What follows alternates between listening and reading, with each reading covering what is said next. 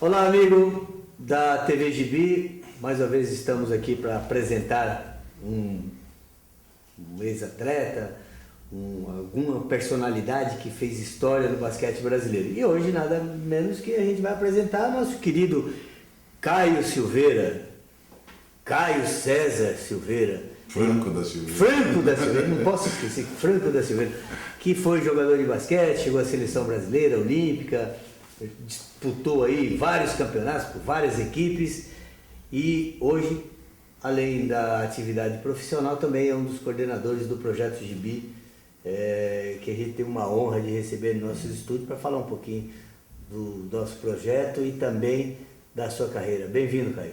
Obrigado, Juarez.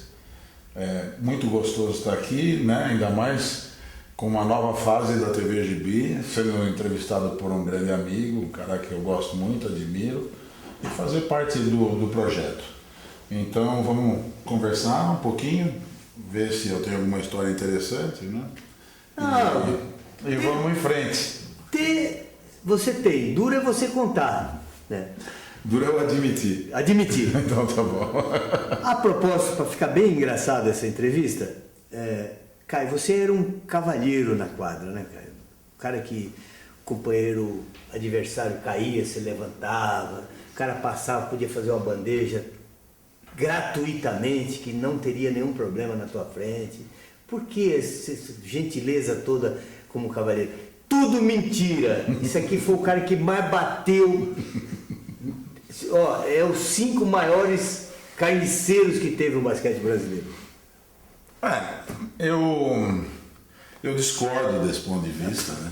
Como o Cadu discorda, o Sérgio discorda. Eu acho que eu era um jogador que jogava basquete duro, sim, mas nunca desleal. Tanto que é difícil você conseguir achar um inimigo meu no basquete. Mas tem algumas cicatrizes pelo Brasil. Cicatrizes, sim, assim até como até eu tenho cicatrizes. Por exemplo, eu perdi o meu dente incisivo para o Zé Mauro, o Zé Turbina, que era uma moça de pessoa com 17 anos, e cicatrizes por todo lado. Mas eu atribuo isso que no desenvolvimento da minha carreira tive alguns professores. Entre eles eu tive um professor que era o finado e saudoso Agustin Steen, que era um jogador que jogava dessa maneira. A gente jogou meu primeiro ano de adulto no Pinheiros. No Pinheiros, o primeiro ano de adulto foi o Pinheiros, e a gente era menino e o Agostinho já estava beirando os seus 30 anos.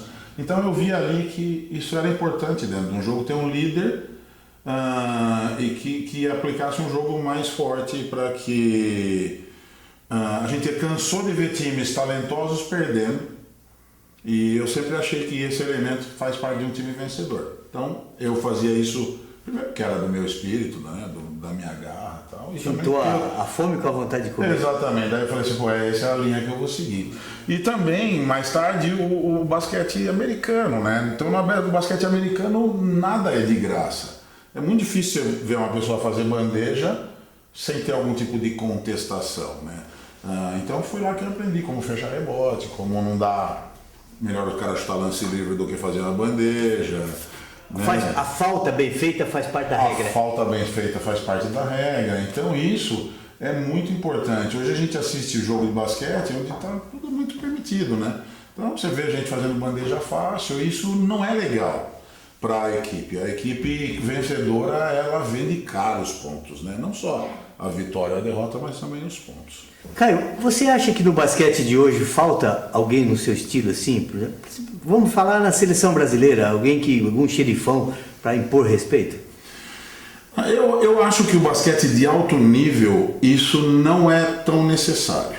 Eu diria que dentro de um basquetebol caseiro ou nacional, onde os torneios são muito longos, né? Tem muita disputa, eu acho que sim, isso faz a diferença entre um time vencedor e um time que vai ficar no meio da tabela. A gente vê o Alex Garcia, hoje é um exemplo, que embora ele não seja um pivô, ele é um jogador que ele impõe o respeito dentro da quadra. E com isso, além de inspirar os companheiros, ele atemoriza um pouco os adversários. voltando ao nível internacional, eu não acredito muito nisso, porque já é um nível mais alto, com tecnicamente superior, onde se aceita mais o jogo. Vamos esquecer semifinal e final, que daí vale tudo, né? Então isso a gente enxerga que realmente num jogo final, num jogo decisivo, cada arma ou cada recurso que você possa utilizar para vencer tem que ser utilizado. Nós assistimos a final da NBA, onde o nível é o mais alto possível, e a gente viu o time do Golden State sendo inferiorizado em tamanho e batendo, né? Então fazia rodízio em cima do LeBron James.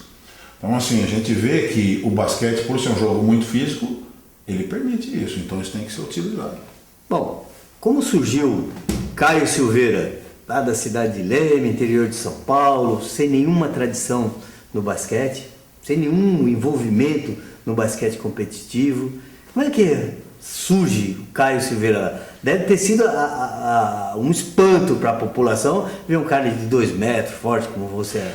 Não, acaso. O que aconteceu foi o acaso. Como muitos atletas no Brasil aparecem por acaso, né? Vamos pensar num Guga, né? Num César Cielo, que são expoentes e eles se tornam quem são sem praticamente ajuda de ninguém, né? Somente um empurrãozinho. Eu tive sorte na juventude lá, molecada, 12 anos, 13 anos em Leme. Eu jogava futebol, na verdade. Como? Só se jogava futebol. E você? Eu era bom de futebol. Ah, era? Tá bom. Ficava ambidestro, estava com as duas. Ficava de pé, tá. Sensacional. Ficava de pé.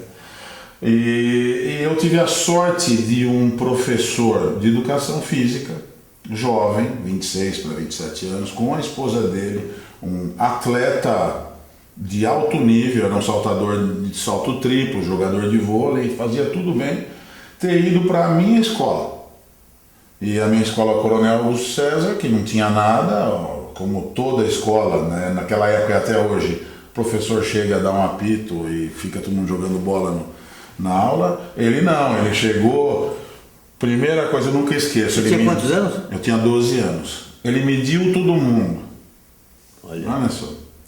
Aí, pessoalmente conversou com todo mundo e formou as aulas de educação física. Ele viu tanto potencial naquilo lá, e nas aulas de educação física ele não ensinava basquete, ele ensinava atletismo, handebol, voleibol, basquete. Então eu sei jogar tudo. Cara, Milton Ranieri, uma pessoa maravilhosa na minha vida. Esse cara viu, depois dentro da educação física, o que ele poderia formar. E ele formou um time de vôlei e formou um time de basquete. Foi lá que você foi um MVP? No vôlei, era muito fácil, né? Realmente, uma moleza. E no basquete ele formou uma equipe e os jogos escolares eram muito difundidos, né, naquela época. E então nós jogamos a cidade e vencemos a cidade, ganhava todo mundo em 50 pontos. Aí nós fomos jogar uma regiãozinha ali de Pirassununga, Porto Ferreira, essas coisas. Ganhamos de todo mundo. Fomos para a região de Campinas, ganhamos de todo mundo. E fomos para a final do estado. Então o time de Leme com 6 meses de treino, para a gente entender o que é o trabalho. Eu gosto muito do projeto GB, que ele poderá viabilizar esse tipo de ação dentro da escola. Uhum. Então, com 6 meses de trabalho, ele formou uma equipe que foi para a final do estado. Colegial, Mirim, onde todos os melhores jogadores, né, dali estavam presentes, com 8 equipes. Nós fomos campeões. Então, uma história incrível, né? Uma cidadezinha, como você frisou, nunca teve tradição em nada e continua sem nenhuma tradição. E no trabalho de uma pessoa, um cara obstinado, chegou e ele mudou tantas vidas. E fomos campeões, e daí estava o Marquinho Pellegrino, que você conhece do Clube de Campo de Piracicaba, me convidou para jogar pelo Clube de Campo. E foi ali que comecei a carreira, né? Do Clube de Campo fui para o Regatas de Campinas, do Regatas de Campinas, Pinheiros, Estados Unidos, e depois quando eu voltei para jogar profissionalmente aqui o resto da minha carreira. os anos que você nadou como jogador de basquete, você teve passagem por Rio Claro, Limeira, Corinthians, quantos anos dá um total aí de vida como atleta no basquete, Estados Unidos? Então, eu tive uma... E você parou muito cedo, Gary? Parei com 32 anos. A minha carreira poderia ter sido continuada, claro, mas eu, no meu time do coração, o Corinthians, a gente encontrei algumas situações profissionais que me desanimaram um pouco com o esporte. Vai contar ou não? Eu prefiro não contar. Eu acho que isso, para quem interessa, isso é muito conhecido já, mas assim, uma péssima gestão no Corinthians, num time que era para ser vencedor, acabou melancolicamente. Isso um pouco tirou o meu desejo. Eu já estava numa transição profissional, então foi bom para eu ter parado cedo, porque eu deixei saudade. Para quem a gente conversa, sempre que eu converso com os amigos, eu tenho aquela lembrança, todos lembram de mim jogando bem. Eu não declinei no esporte, então eu parei com 31 para 32 anos e terminei bem. Minha carreira profissional no Brasil realmente foi curta, que eu voltei nos Estados Unidos com 25 anos e tive 7 temporadas no Brasil, né? Então, mas foi legal, peguei Rio Claro no auge, Limeira, que nunca tinha conquistado um vice-campeonato paulista, também conquistamos. Tive o prazer e ao mesmo tempo a decepção de ter jogado no Corinthians, com o ídolo do basquete Oscar e alguns grandes jogadores, mas a minha carreira foi muito positiva. Eu gostei muito, foi muito importante para eu ter jogado nos Estados Unidos, né, basquete universitário. Bem, você também teve a felicidade, justamente quando você jogava na época do Corinthians, de jogar uma Olimpíada, que foi em Atlanta em 96. Como foi chegar à seleção brasileira? Como foi vestir a camisa, o manto da seleção brasileira? Como eu não era... Eu até você conhece bem a história do basquete, eu fui seleção paulista e brasileira até 19 anos todas, né?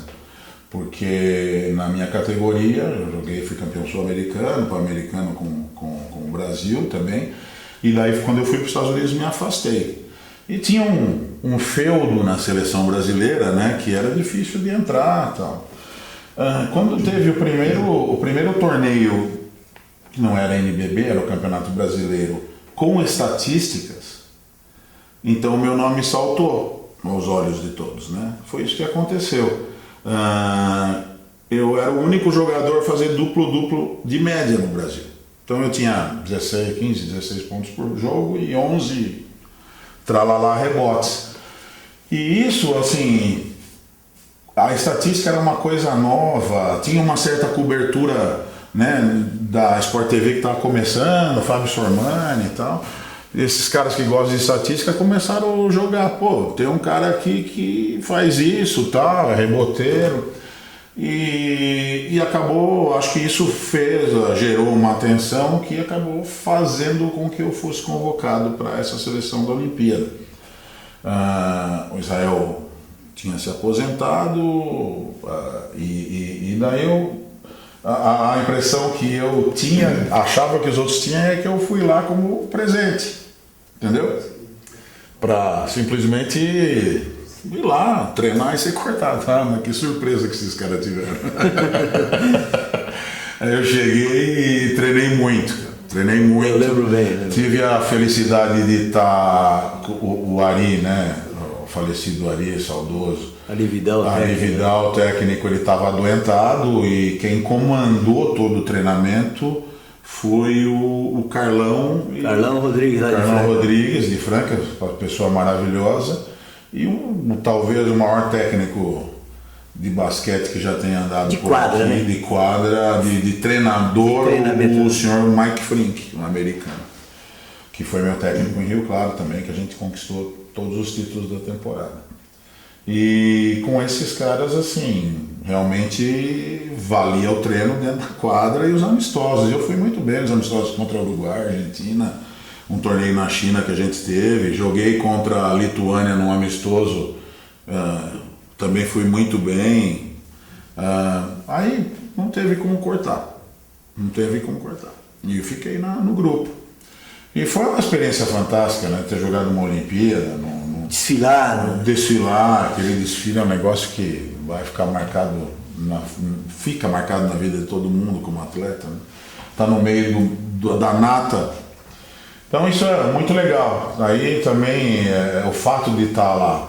A Olimpíada também, do outro lado, você não aproveita nada da Olimpíada. Você está treinando, concentrando e não consegue assistir nenhum outro esporte, só pode assistir basquete. Né? Então você sabe como é que você já foi em muitas, acompanhou muitas Olimpíadas. Mas é muito, muito interessante, acho que vale pela conquista, pelo fato de ter estado lá.